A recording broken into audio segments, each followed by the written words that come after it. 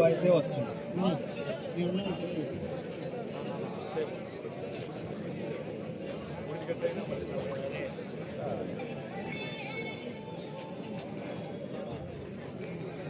మన శాసనసభ్యుల వారు జ్యోతి ప్రజ్వలన కార్యక్రమంలో పాల్గొంటున్నారు. అదేవిధంగా జనసేన బీజేపీ వారు కూడా ఈ కార్యక్రమంలో జ్యోతి ప్రజ్వలన చేస్తున్నారు.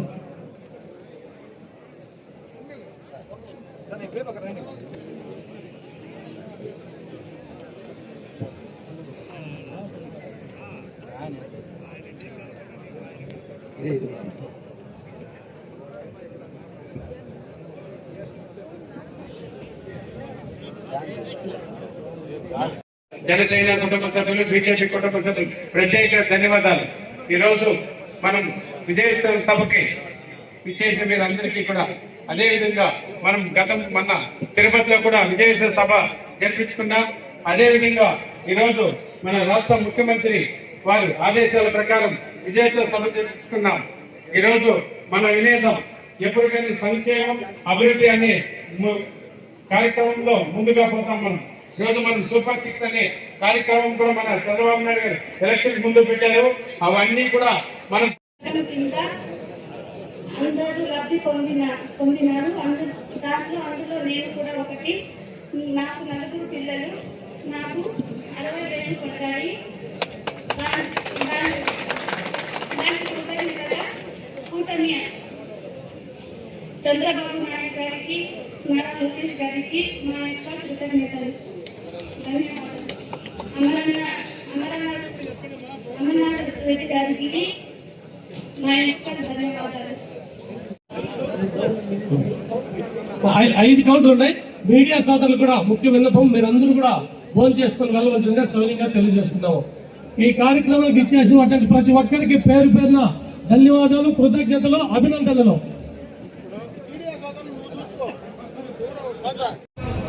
రాష్ట్రంలో చేసినటువంటి సంక్షేమ కార్యక్రమాలు కానీ, అభివృద్ధి కార్యక్రమాలు కానీ ప్రజలకు వివరించాలనేటువంటి ఉద్దేశంతోనే ఈరోజు మన నియోజకవర్గ స్థాయిలో ఈ కార్యక్రమాన్ని ఏర్పాటు చేసుకున్నాం. ఈ మధ్యనే రాష్ట్ర స్థాయిలో గౌరవనీయులు మన ముఖ్యమంత్రి చంద్రబాబు నాయుడు గారు కానీ, పవన్ కళ్యాణ్ గారు కానీ, మాధవ్ గారి, లోకేష్ బాబు గారు కానీ ఆ కార్యక్రమాన్ని తిరుపతిలో నిర్వహించడం జరిగింది. ఇప్పుడే చాలా మంది వక్తలు మనం ఏం చేస్తామో అవన్నీ కూడా మీకు వివరించడం జరిగింది. తెలుగుదేశం పార్టీ స్థాపనలోనే కీర్తి నందమూరి తారక రామారావు గారు ఏ రోజైతే పార్టీ స్థాపించాడో ఆ రోజే సంక్షేమానికి అర్థం చెప్పినటువంటి వ్యక్తి ఆ పార్టీ తెలుగుదేశం పార్టీ.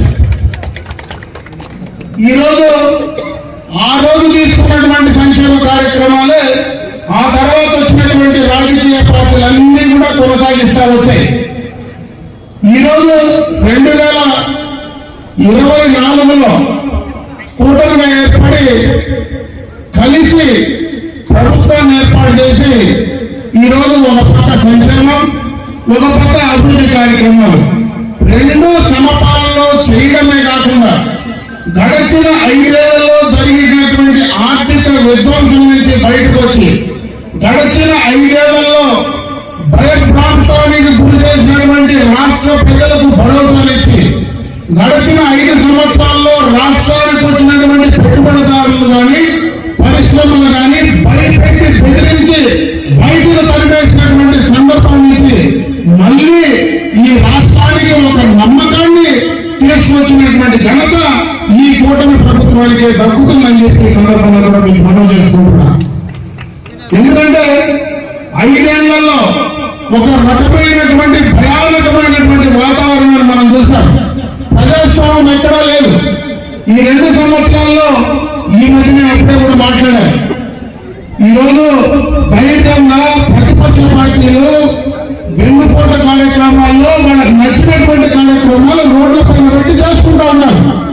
మీకు తెలుసు, గడిచిన 5 సంవత్సరాల్లో వాళ్ళు చేసినటువంటి విధ్వంసాన్ని కనీసం మాట్లాడే ప్రయత్నం చేస్తే ఇదే ఇంట్లో నుంచి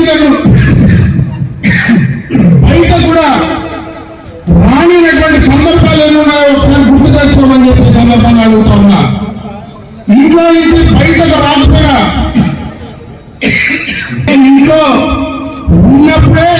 నా మీద దాదాపు 33 కేసులు ప్రజలకు సంబంధించి ప్రజల కోసం వాళ్ళు చేసేటువంటి అరాచకాలు ప్రశ్నించడానికి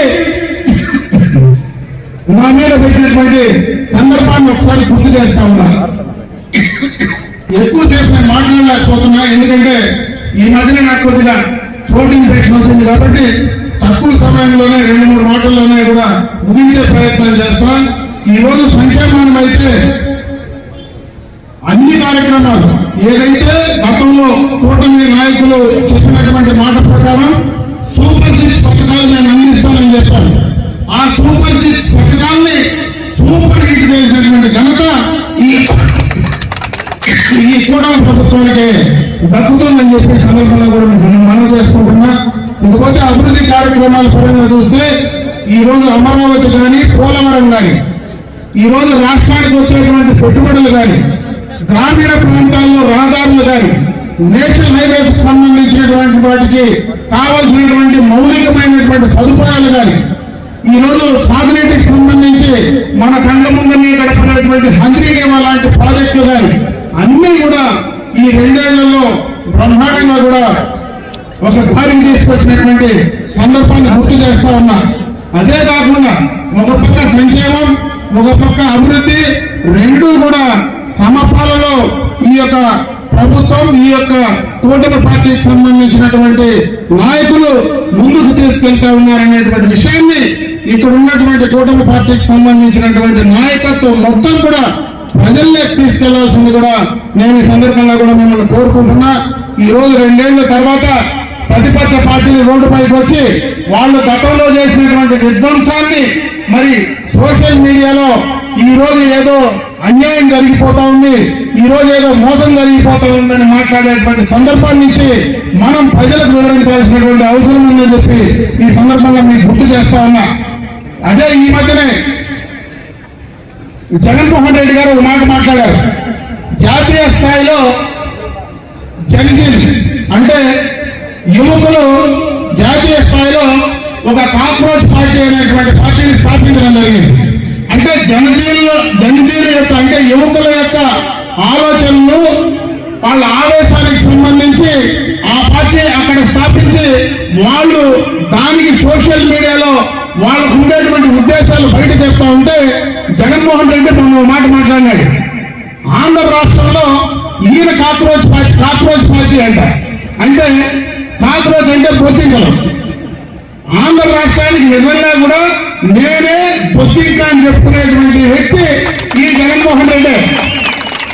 దేశంలో ఏమో మాకు తెలియదు కానీ ఆంధ్ర రాష్ట్రంలో ఇటువంటి బొత్తింకలు కొట్టడానికి మా దగ్గర హిట్ ఉంది అని చెప్పే సందర్భంగా కూడా తెలియజేసుకుంటున్నా. పర్మనెంట్ గా ఆ హిట్ నీకు కొడితే పర్మనెంట్ గా ఎనికి తిరిగి పడుకునే పరిస్థితి నీకు వస్తుంది జగన్మోహన్ రెడ్డి. దాన్ని ఆలోచించుకోమని చెప్పి ఆ పార్టీకి సంబంధించినటువంటి నాయకులు కూడా చెప్తా ఉన్నా. ఈ రోజు ప్రశాంతంగా ప్రజాస్వామ్యబద్ధంగా వ్యాపారస్తులు కానీ రైతులు కానీ సామాన్య ప్రజానీకం ధైర్యంగా వాళ్ళ కార్యక్రమాలు వాళ్ళు చేసుకునేటువంటి అవకాశం ఈ ప్రభుత్వంలో ఉంది. ఈ రోజు నా భూమి నా చేతిలోనే ఉందని చెప్పుకునేటువంటి పరిస్థితి ఈ రోజు ఉంది. గతంలో ఎవరి ఆస్తులు కూడా వాళ్ళ చేతిలో లేవు. గతంలో వాళ్ళు సొంతంగా మరి ధైర్యంగా వాళ్ళు చేసుకునేటువంటి పరిస్థితి గత ప్రభుత్వంలో ఉన్నటువంటి సందర్భం లేదు. ఈ రోజు అందుకే కూడా సర్వే చేస్తే ప్రజల్లో అభివృద్ధి సంక్షేమం కంటే కూడా మేము స్వేచ్ఛగా ఈ రాష్ట్రంలో ఉండగలుగుతా ఉన్నాం, స్వేచ్ఛగా మేము ఇక్కడ మా కార్యక్రమాలు చేయగలుగుతా ఉన్నాం. అందుకే ఈ కూటమి ప్రభుత్వానికి మేము మద్దతు ఇస్తామని చెప్పి సామాన్యమైనటువంటి ప్రజలు చెప్పేటువంటి స్థాయి ఉంది. ఈ రోజు వైఎస్ఆర్ కాంగ్రెస్ పార్టీ నాయకులు కార్యకర్తలు మీరేదో రోడ్లపైకి వచ్చేస్తే సామాన్య ప్రజలు ఎవరు నమ్మేటువంటి పరిస్థితి లేదు. మనం చేసినటువంటి కార్యక్రమాలు మనం ప్రజలకు చెప్పాల్సినటువంటి అవసరం ఆ బాధ్యత మన పైన ఉంది. కాబట్టి ఈ రోజు ఈ కార్యక్రమం ద్వారా మనం ఏం చేస్తున్నామో ఏం చేయబోతా ఉన్నామో దాన్ని ప్రజలకు తీసుకెళ్దాం. ముఖ్యంగా మన నియోజకవర్గానికి సంబంధించి దాదాపు గడిచిన ప్రభుత్వంలో ఆపివేసిన పనులన్నీ దాదాపు ఎక్స్టర్నల్ ఎయిడెడ్ ప్రాజెక్ట్ 137 కోట్ల రూపాయల పనులు ఆపేస్తే ఆ పనులన్నీ కూడా ఈ మధ్యనే ఒక నెలకు ముందే 100% కంప్లీట్ చేసి తార్ రోడ్లు సిమెంట్ రోడ్లు కంప్లీట్ చేశాం ఈ 2 సంవత్సరాల్లో. అదేవిధంగా ప్రభుత్వం నుంచి మనకు ఏదైతే ఎంఆర్ఐజిఎస్ గ్రామాల్లో మొత్తం కూడా రోడ్లు కంప్లీట్ చేశాం. గత ప్రభుత్వంలో నిలిపేసినటువంటి అంగన్వాడీలు వాటన్నింటినీ కూడా కంప్లీట్ చేసే కార్యక్రమం చేశాం. అంద్రీజీవా ద్వారా నీళ్లు ప్రతి చెరువుకి ఇచ్చేటువంటి కార్యక్రమాన్ని మొదలు పెట్టాం. రాబోయే కాలంలో 100% దాన్ని కూడా కంప్లీట్ చేసేటువంటి కార్యక్రమాన్ని మనం తీసుకోబోతా ఉన్నాం.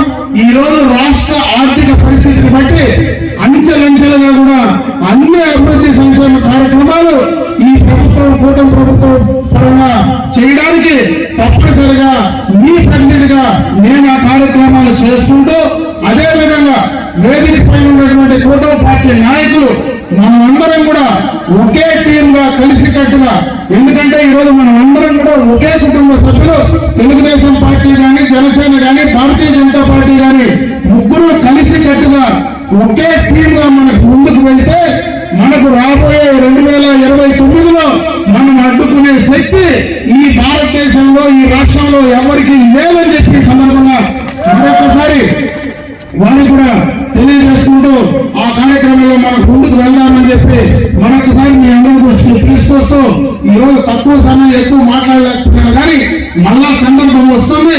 ఖచ్చితంగా కూడా మరిన్ని విషయాలు ఆ రోజు మాట్లాడుకునేటువంటి ప్రయత్నం చేద్దామని చెప్పి మీ అందరికీ కూడా తెలియజేసుకుంటూ నాకు ఈ అవకాశం కల్పించినటువంటి కూటమి పార్టీ నాయకులందరికీ కూడా మనస్ఫూర్తిగా ధన్యవాదాలు తెలియజేసుకుంటూ సెలవు తీసుకున్నా. జై హింద్.